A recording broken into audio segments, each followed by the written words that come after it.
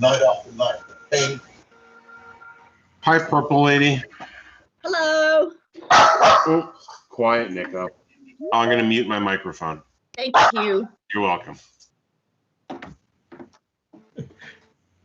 Hello, you. Hello, you.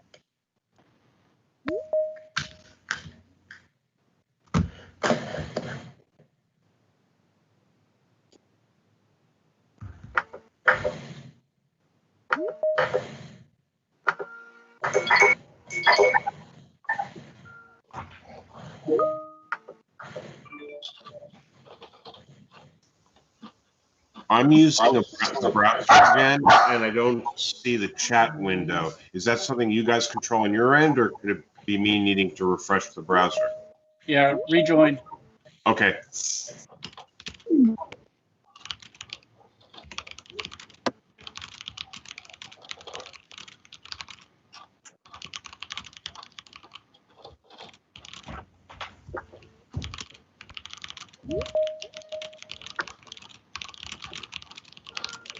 Is that you, Alan, typing? No, that's me. Sorry, I got a noisy keyboard.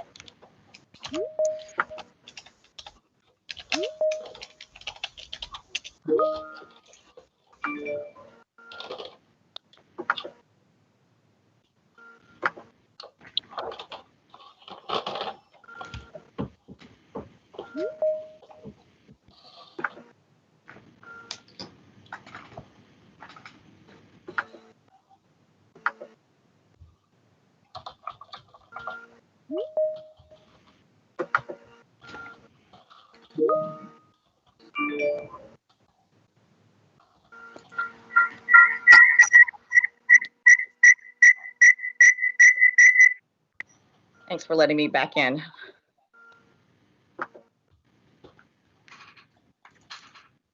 Good afternoon, guys. Hello. Maybe. Good afternoon. Hello. Yeah.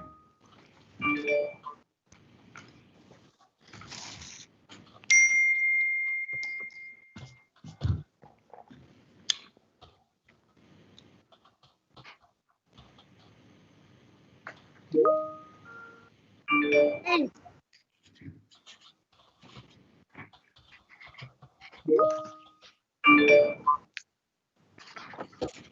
Hi, Jay. Okay, we're going to give folks maybe another minute to join in, and then we'll get started shortly.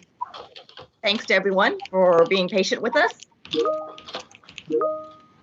And if we could place everybody on mute, please, and I will unmute myself, and Peter can unmute himself too. Hi, Jay.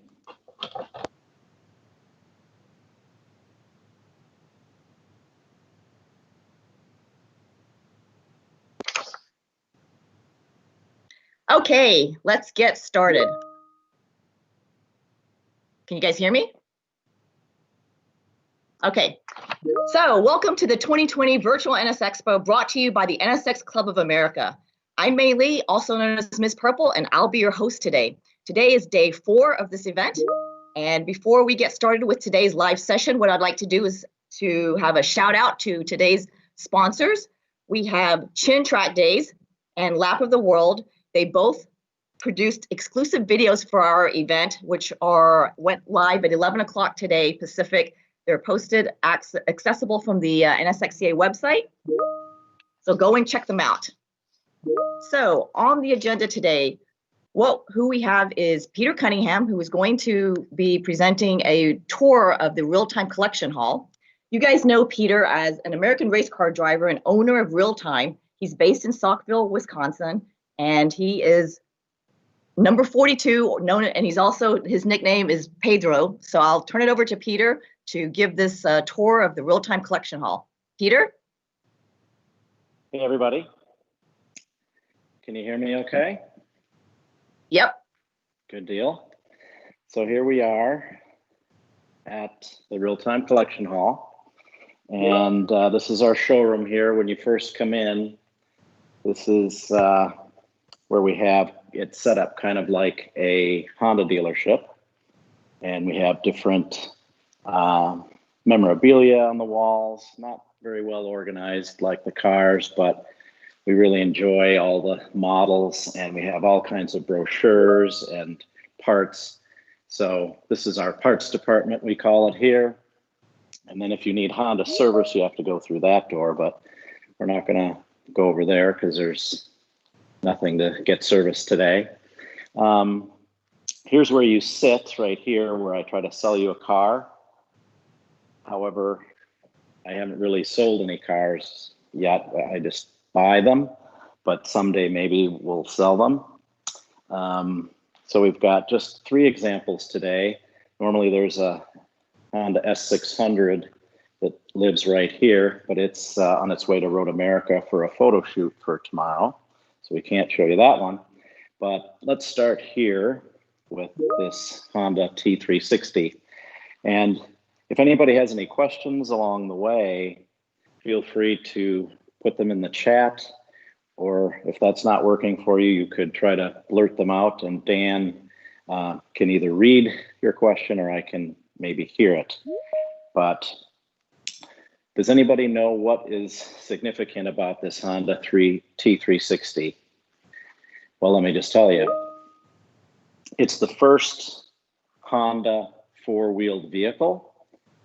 It was built, it came out in June of 1963. So when the Honda Motorcycle Company, or Honda Motor Company, was only 15 years old, they created this 4-wheeled vehicle. And so this was their very first attempt at an automobile. So this is a K-class truck. It has a 360cc twin-cylinder engine. It's rear-wheel drive. It's called May Blue. So it's not May Purple, but it's May Blue. And they made 109,820 of these, I believe. And they were all this color. So the ones that were built for export to Australia and New Zealand were all moss green, but every one of these left the factory in this May Blue color. So I actually got this vehicle out of Germany from an ex-Honda dealer that had it. So these were Japan only, but this one had ended up in Germany. So we brought it over here. And as many as they built, you know, over 100,000 that they had built, there's very few left. We think that there's well less than 100 of these left in the world, but this is the only one in North America. And if any of you have been to the Motegi Honda Collection Hall, you'd see an example of this truck. It would be the first thing you see in that particular room of very special Honda vehicles.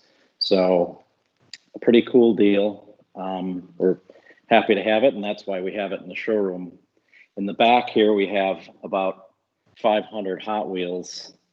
A friend of mine buys them anytime he goes to Target, and he gives them to me every so often. So we need to get these better organized, but every one of these, with very few exceptions, is a Honda product.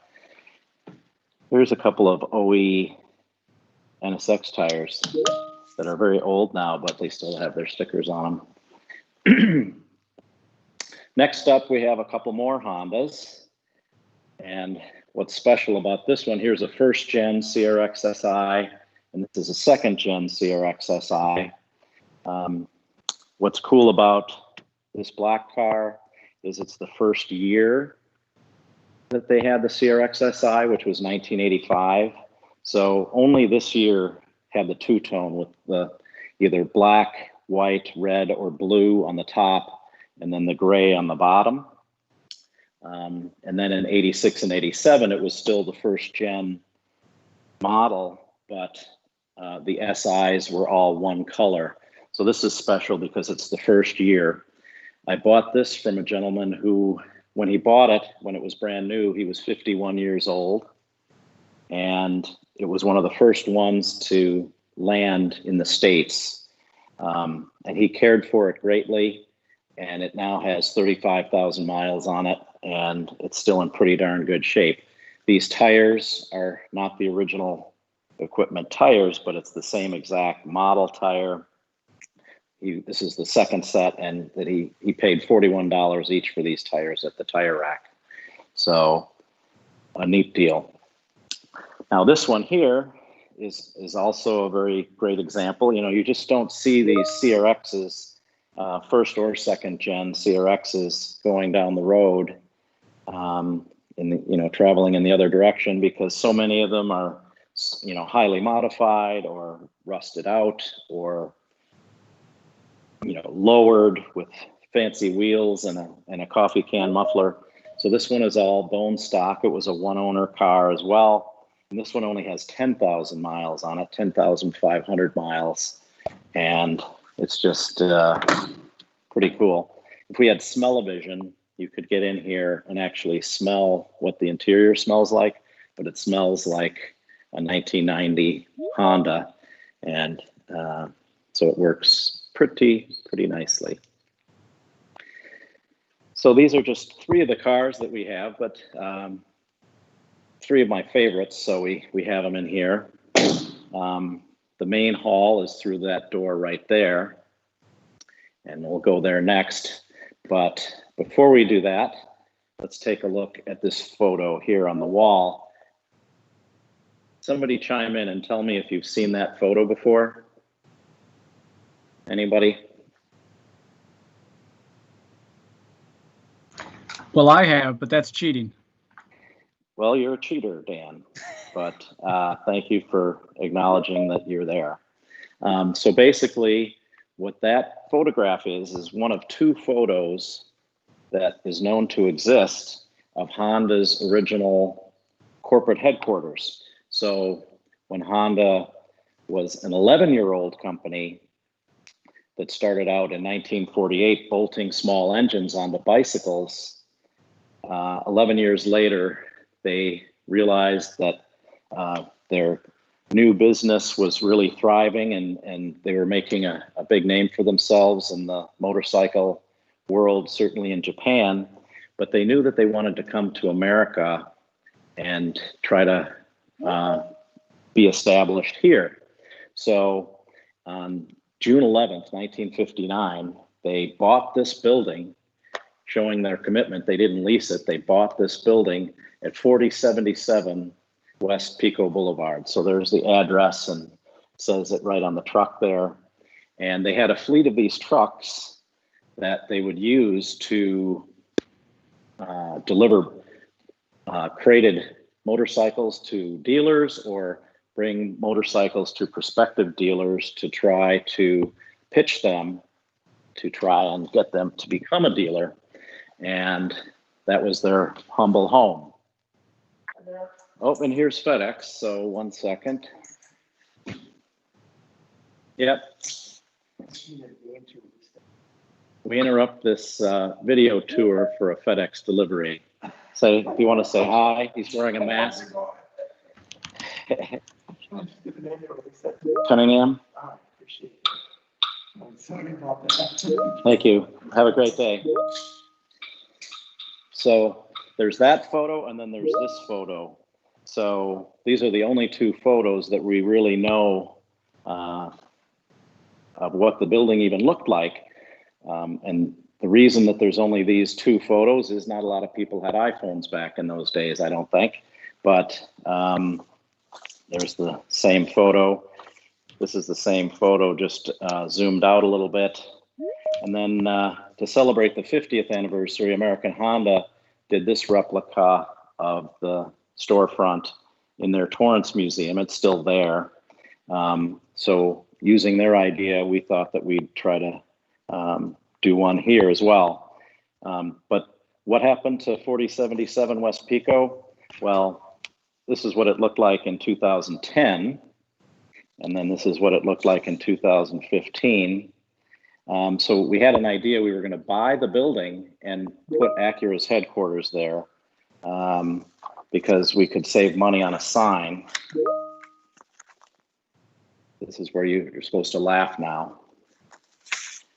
Thank you for being muted. It's hard to do these comedy routines when you can't hear the laughter. And here's what it looks like now. Thank you, Dan. That was You got it. That was I'll a good laugh chuckle. for the audience. All right, so this is what it looks like now for lease, not for lease. So it's kind of gone through some changes, but it's still there. So without any further ado, you can see here what it says built into the floor, Honda, the power of dreams. So let's take a look.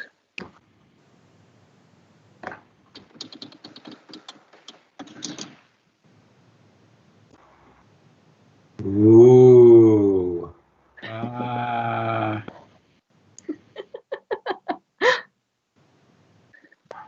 So quite a few vehicles in here.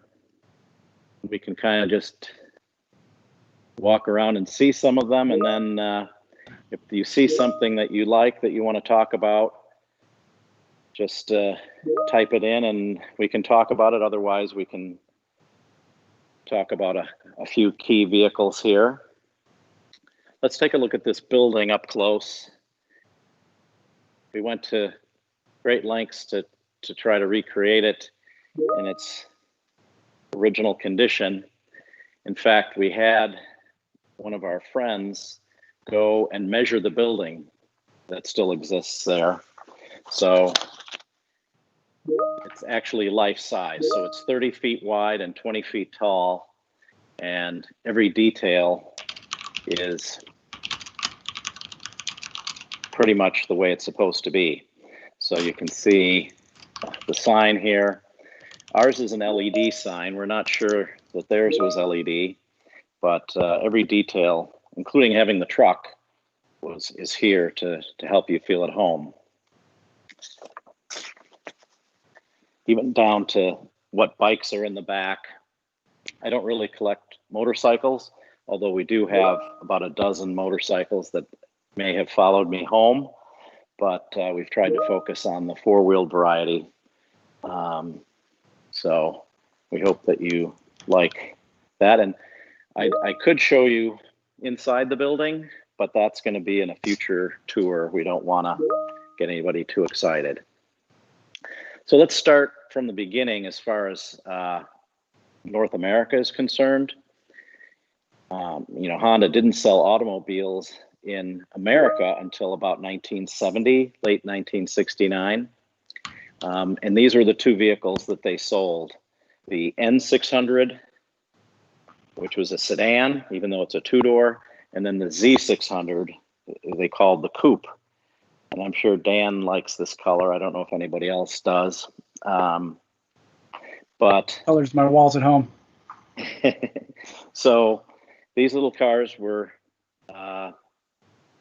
not in mass sale here. They sold, you know, tens of thousands of them, but not all that many. And then in 1973, they no longer met the bumper crash capabilities, so they were no longer sold after 1972. But that's right when the Civic came to North America. So let's take a look at that. So someone is challenging your knowledge. They want to know if you know the official color of that green. No. Is it sea green? It's actually Popo green. Popo green, yeah. Or Pupo, depending on how you want to pronounce it. Yeah, some people call it something similar to that. I do know quite a few of the colors, but that one did stump me.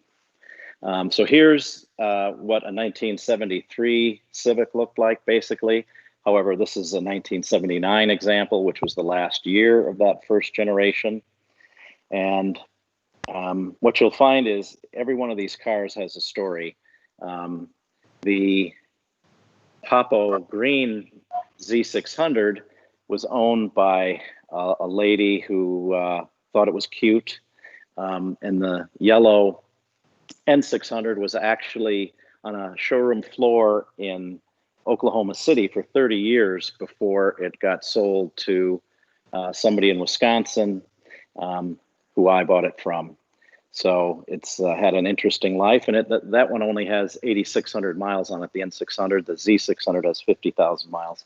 This car has 80-some thousand miles on it, and we did repaint it. We try not to buy project cars. We try to buy cars that are all original, or if they're not all original, that they've already been restored. So this one we did repaint, but it was in very good condition. The paint was just faded. This car was owned at one point by a Los Angeles Honda dealer that used it as a parts delivery vehicle. And we didn't repaint the engine room, so you can see how good the condition of this car is. So we were happy to have it in the collection. In fact, this is the first car that I bought, the first old Honda that I bought, and I didn't buy this until December of 2013. So all the cars that we've got here were all purchased after December of 2013. You can see the houndstooth interior, the wood shift knob and steering wheel. So this was the top of the line for the first generation Civic. So if you like that one, you might like this one right here. So 3 years after the Civic came out in '73, the big Honda came out. And certainly in '73, through the introduction of the Accord, people were starting to know the Honda nameplate, and the Civic was very popular with the oil embargo and the great fuel mileage that it got. But it wasn't until the big Honda came out in 1976, that being the Accord, that it really changed the landscape of the American automobile situation, because this car really did a lot of things well compared to what the big three were doing. It handled better, it got better fuel mileage, it had better features, it had arguably better styling, it was more reliable. It just checked all the boxes, and it really was a fantastic car, and it forced change with the American car manufacturers, and certainly got their attention. So what's special about this car beyond that, this is the last year of the first generation, being a 1981, and this car has 4,500 miles on it, and it's 100% original. It hasn't been restored in any way. Even the tires are the original tires, because the second owner of this car, who bought it from a lady in Minnesota where it was first delivered, took these, he drove it back to the East Coast, took these wheels and tires off of it, and put them in a pile and put some other wheels and tires on it, and drove on it for a while on those. So it's just uncanny in every way. If you want to take a look under here, this is what a 1981 Honda Accord looked like. So it hasn't even been detailed, so the dust is on there, but it's just stupid how well preserved this thing was. And if you look at the interior, you can see that plush velour, and even all the little tags on the radio and all the stuff. I don't know if you can see the starting instructions here, but they're written out right on the sun visor here on how to start it. So a couple questions for you, if I can interrupt. So Sure there's someone is wanting to know if you run the engines and drive any of these cars regularly to keep the seals in good condition, keep them in good running order. we do. We try to drive each car at least, a handful of miles every summer. We try to only do it on, a nice day, but certainly some we drive more than others. And I think I've put maybe only 100 miles on this car since we got it, but definitely that's a good idea to exercise them. Some of the other cars that are on the shelves that you'll see in a bit, they don't have fuel in them, and they've been oil sprayed in the cylinders to try to protect the engines. But when we bring them down every so often, we'll definitely run them to keep them exercised. Sure. We've also had a couple comments, people saying that they either had that exact Accord or they knew someone who had that car. Somebody had, apparently in that same color green, they called it the green machine. So you're definitely bringing back memories for people here. Yeah, it is. It is quite a color. It's called Hampstead green. That one I know, and definitely you hear the stories when other people that have had live tours. Everybody's got a story about that. Here's another first gen Civic. This one is sold. Actually, I just sold it a couple months ago, and it's going to Canada, up to Toronto, Warren, so not near you. But this has got 24,500 original miles on it, and it's just an amazing condition. If it had been a 4-speed, it would have sold for a lot more than it did, but it's still a fantastic car with a 2-speed semi-automatic. What inspired you to start this collection, Peter? Well, you know, I had a number of old cars back in the day, like a Vista Cruiser and a Chevy Impala SS, and just all kinds of crazy stuff, a couple of Saabs, a couple of Volvos. But when I first got my first old Honda, I thought, well, maybe we should buy Hondas that I raced over the years and just kind of focus on that. But one thing led to another, and some of these non-race cars came into my view, and I decided to buy them anyway because they were so nice. So yeah, things did get a little bit out of hand, but I'm really enjoying the hobby, and I'm not really buying them as an investment, but I think that many of them have appreciated in value because just from the increased interest in the Japanese cars from the 70s, 80s, and 90s. Some of the older cars are the pricing on those is rather flat, or the older they are, the more they're starting to fall a little bit. Whereas the Japanese cars and the other 80s and 90s cars are starting to appreciate, like a Toyota Supra or a 240Z, you know, for $310,000, and just, you know, those are outliers, but definitely all the pricing on some of these special Japanese cars is going up, and certainly Hondas are some of the most special Japanese cars out there. We also have a question as to whether all the cars we're seeing are for sale. I'm not sure I understand your offer.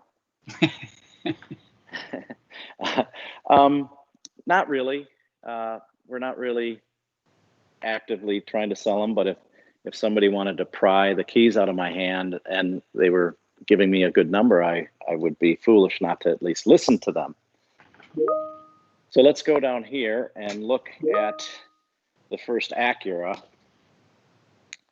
So in 1986, the Acura brand was invented. Actually, some of my retired friends from American Honda were some of the people directly involved with the secret new company. It was called Channel 2, was the internal code that they had for what Acura was going to be before it was named. And the very first Acura to land on the shores in America was an Integra. This is not an 86, this is an 88 special edition, but it basically was this exact car, and it had a twin cam 1600 engine.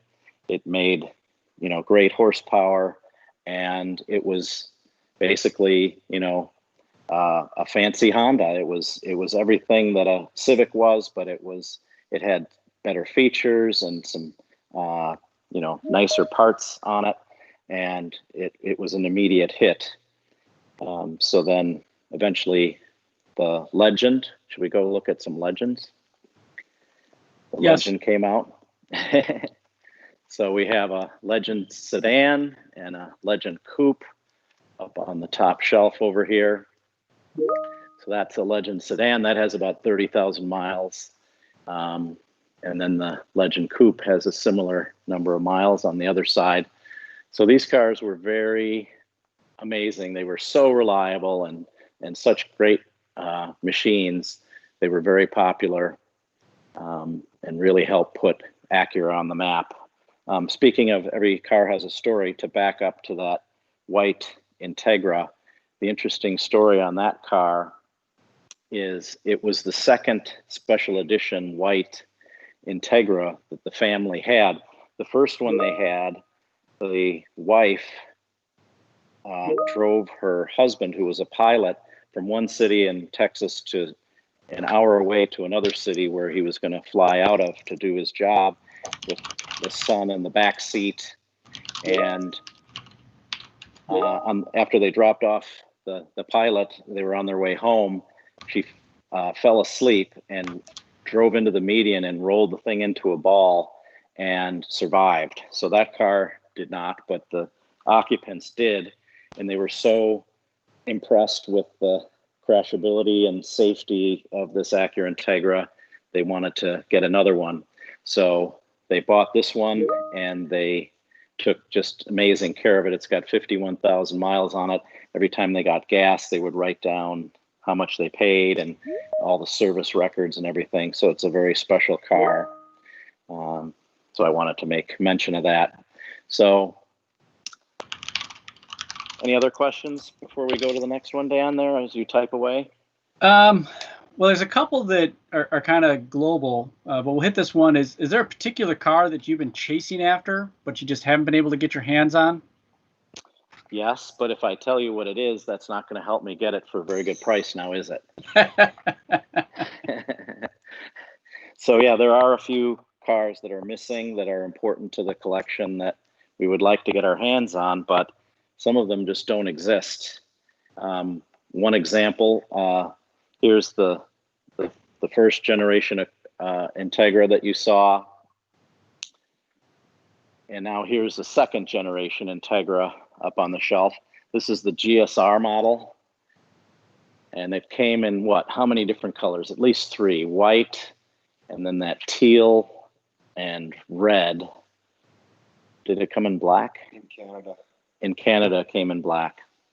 That's Jake chiming in. He's my part of the film crew. Well, he is the film crew. So what's interesting about this car is it's got more miles than any other car here. It's got 241,000 miles on it. It was from Colorado, and it was very rust-free, but it had a bunch of stone chips on it, so we did repaint it. And they only made the GSR in 92 and 93, whereas the second gen Integra was from 90 to 94. No, 90 to 93, 4 years. But it had was it a B17, the 1.7 liter VTEC engine, and it was the car that we used to win a rally championship in 1993. So it was definitely, from your original question about why I'm buying old Hondas, this was a must-have, but we just have not found the unicorn one. We have not found one with 10,000 miles or 50,000 miles or 100,000 miles. This one has 241,000 miles on it, but it's in great shape. So a very special car. So that was the second generation Integra. Now let's talk about the third generation Integra. We have 4 of them right here. If we can aim at them. Let's see. Why don't we start with this yellow one here? So the Integras came out, the Type R Integras came out in 1997. They made 398 in 97. Those were all championship white. And then in 1998, they were also all championship white, but they made 1,000 of them or so. And then they didn't sell them in 1999 because they had trouble with meeting emissions that year. And then in 2000 and 2001, they offered them in 2 different blacks, one each year, and then Phoenix yellow.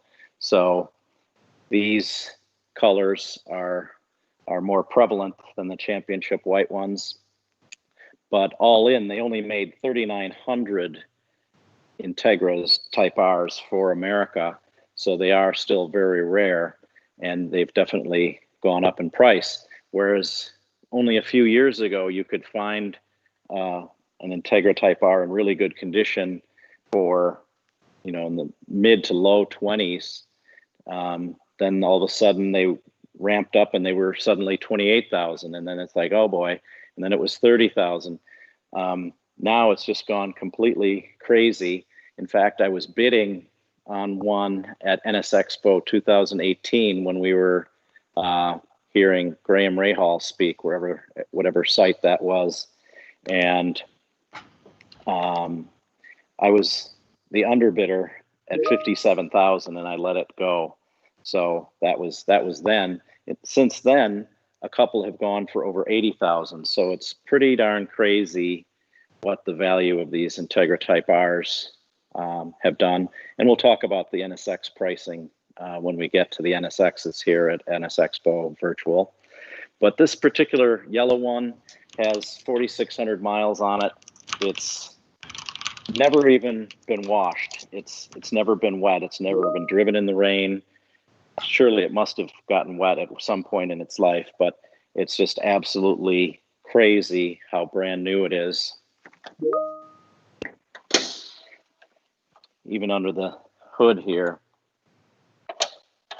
it's just brand new. Like all the little labels on the wires are still intact, and just everything about it, it looks like just came off the showroom floor.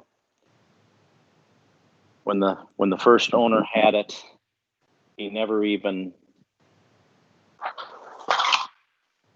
had anybody ride in it. I think one time he had somebody ride shotgun, and certainly no one's been in the back seat. So take a look at that interior.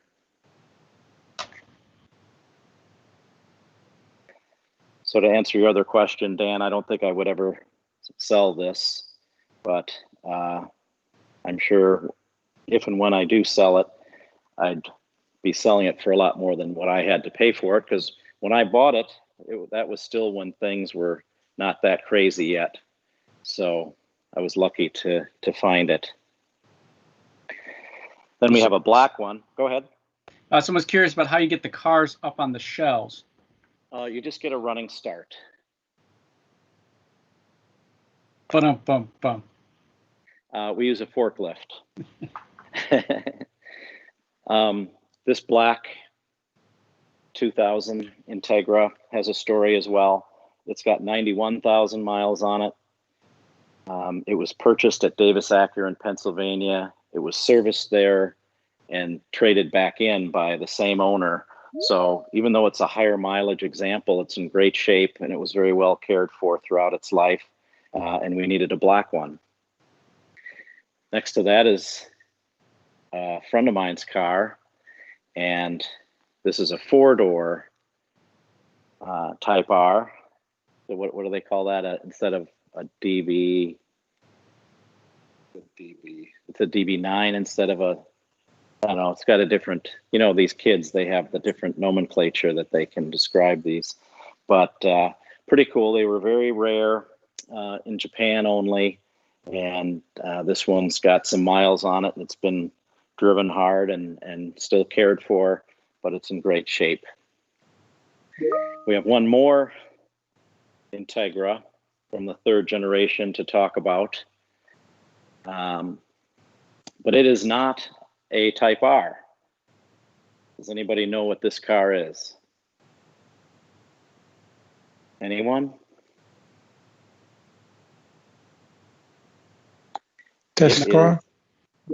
It is a real-time 4-wheel drive example. It was Japan only. It was 1 year only in 1994.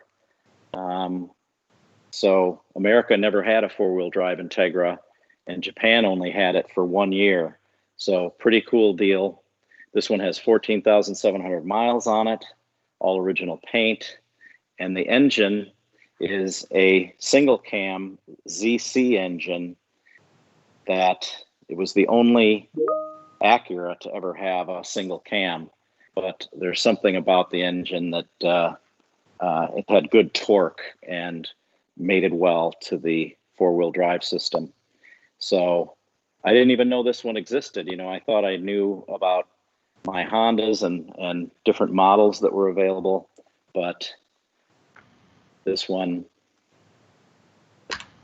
is a good one. And one other little item that it has is this parking pole. So because it's such a large car, this little antenna thing comes up about this tall, so that when you're parking it and backing it into the spot, you can see where that front corner that's farthest away from the driver is. You see that on Japanese cars. So that's our Integra lineup. It does have a rear wiper, right? I think so.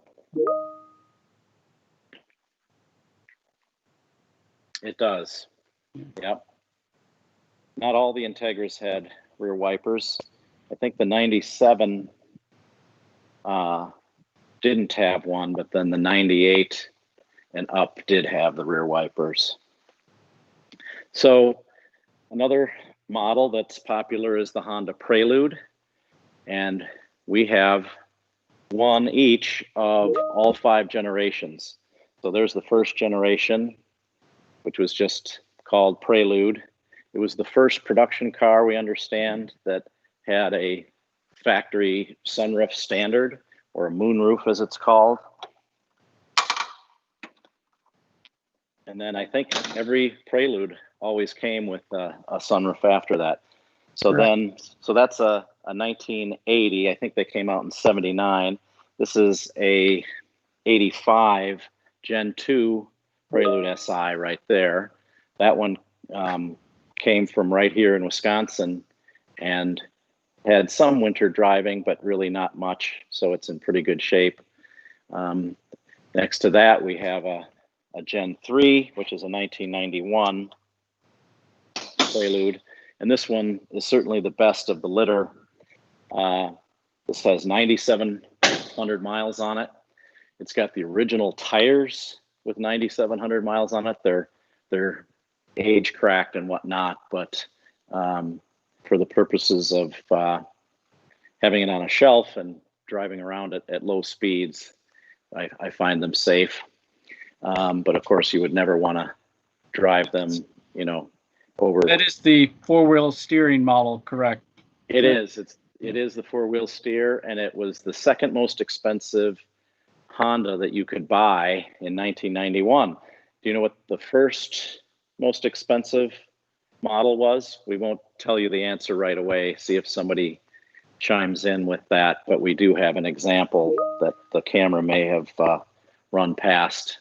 But to continue with the Preludes, this is the Gen 4 Prelude, which was from 92 to 96. And this, again, was a very special model because we raced these. So RealTime Racing, starting in 1993, raced this model. And if you've read the funny papers and seen on our Facebook page, we actually found one of the Preludes that we raced back in the day that we had sold, you know, years later. And we were able to get it back and do a restoration. And I actually raced that in July at a vintage race and had a great time with it. But definitely a very special car because of that. I won my first World Challenge Championship in that car that we restored. And then the following year, Michael Galati, who drove for RealTime, won his first World Challenge Championship in it. So that particular VIN, that particular example, that particular chassis has a great provenance. So this one, of course, is just a road car. It has 47,000 miles out of Scottsdale and is in great shape. So we got a question. It's whether you could confirm if Honda used the Prelude as their test bed for new tech. I think I read something about that. Sure, yeah. I think that rings a bell. Sure. And last but not least is the Gen 5 Prelude. This is a 2001 example. It's not an SH, so it doesn't have that extra feature, and it doesn't have the rear wing, but it's got 22,000 miles on it. And the guy bought it for his wife up in Washington State. She loved it so much, she never drove it. So it's not in as quite a good a shape as the 9,700 mile one, Gen 3, but it is very, very nice. Can you So- confirm if you hold the record for the highest price paid for a Prelude on Bring a Trailer? I can confirm that. Yes, I'm quite proud of that. Not really, but I have the most expensive Honda Accord ever traded publicly as well. So I'm just, trying to pay as much for these as that I possibly can, because, money doesn't matter to me. Do you want to share which one, or should we see if people can guess which one was the most expensive? The most expensive Honda in Prelude. 1991. No. Oh, well, definitely it was the Gen 3 that was the most expensive. No, so the most expensive Prelude, we didn't have a lot of guesses. Oh, well, no, it wasn't the most expensive Prelude that I wanted to guess. It was what was the most expensive Honda in 1991. The Prelude was this Prelude four-wheel steer SI was just under 20,000, but this car over here was just over 20,000. And this one is a 1991 Accord Special Edition. So this is a good segue into our Accord lineup. The first, second, third, and fourth generation Accords, when they had a special edition, that was the top of the line. After that, for Gen 5 and up, when they came out with a special edition, usually the last year of production of that given model, that given chassis, that's when they came out with the special edition. But it was really not the top of the line. EX was still top of the line on those Gen 5 and newer ones. And so the special edition was like an LX plus. So if it's a DX at the low end, LX and EX at the top end, the special edition slotted in between, and it was like a value price thing. So you got some of the stuff from an EX, but it was more value priced. But back in those early days, as I was starting to say, these were the top of the line. So it has a leather interior, fancy wheels, fancy stereo, and it was just very Acura-like. It was very, very nice. And I believe it was the first model car to have an LED third brake light. So continuing in the theme of Accords, on the top shelf, we have a car that's 1 year newer than the Hampstead Green Gen 1. So this is a Gen 2. And this car here, in its trim level, as it sits here, was sales proof. This was the one that was on the showroom floor with every option known to man. And it has alloy wheels, mud flaps, door edge guards, body side molding, wheel opening moldings, bumper overriders, luggage rack, leather wrapped steering wheel, air conditioning, automatic transmission, and rear louvers. From memory, I think that's most of the options. So nobody could afford to buy that. That's the one they had on the showroom floor. Now, conversely, this Gen 5 Accord here, this was the one that was maybe in the advertisement, drive this car for $99, because this is a DX, bottom of the line. So no wheels, tires, locks, or windows. And this car doesn't have a radio, doesn't have air conditioning, and a manual transmission. So, and it's got 9,000 miles. The other one had, the Gen 2 has 60,000 miles, and this special edition Accord has 14,000 miles. Here's another LX, LXI, third gen Accord. Now check out this one. This is a Europe only car. Have you seen this before? The Accord Aero Deck. So it's a Gen 3 Accord from the front end to the B pillar, but then it has the station wagon body on the back. So this was a pretty cool setup that I believe they only sold in Europe, and is definitely a cult favorite in America. Speaking of cult favorites, check out this RealTime four-wheel drive Civic Wagon. These are just like that GSR, just really hard to come by. These things were actually not that popular when new, so there's just not that many of them. They came in at least 3 different colors, which this blue and a red, and then a folding chair brown, or whatever the cashmere look to it. And we ice raced this car, so this was a special model that we had to have. this is a one owner 90,000 mile car.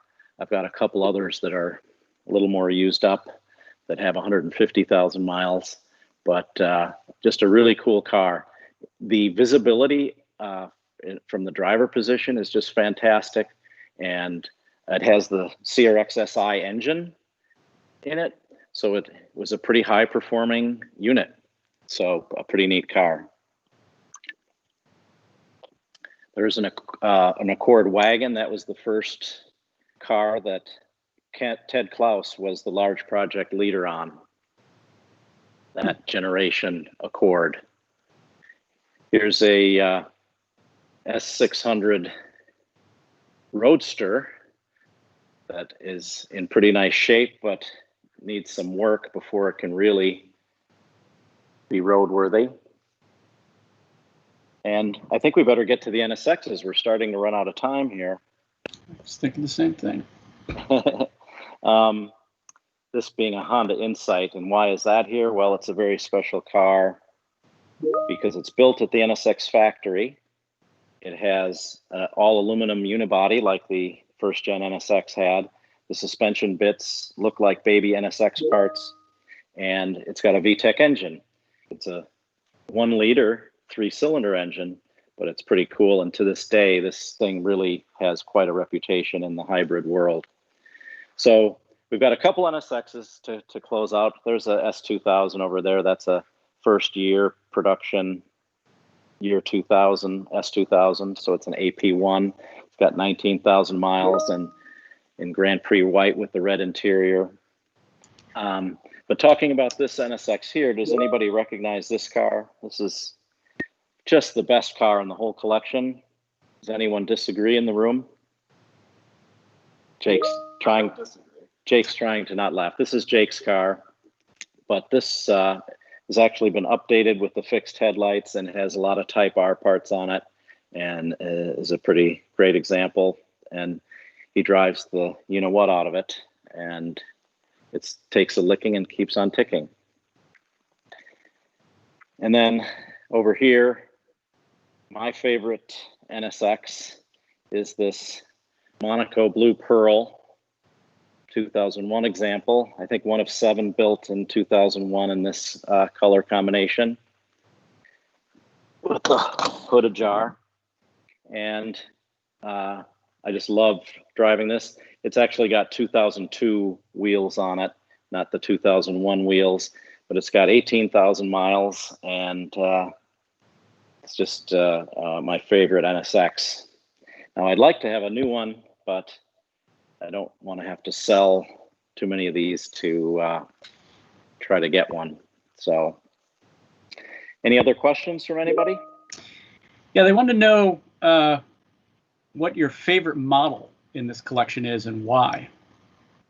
My favorite model, Favorite, meaning like yeah, NSX. favorite model car in the collection, I guess. Well, I think I'm drawn most to this blue NSX here because of what it does, you know, while you're driving it.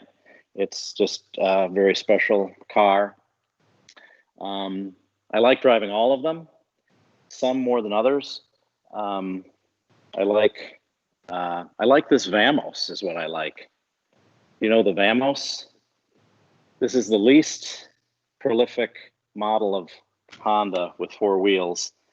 They only sold 2,500 of these in a 4-year period from 1970 to 1973.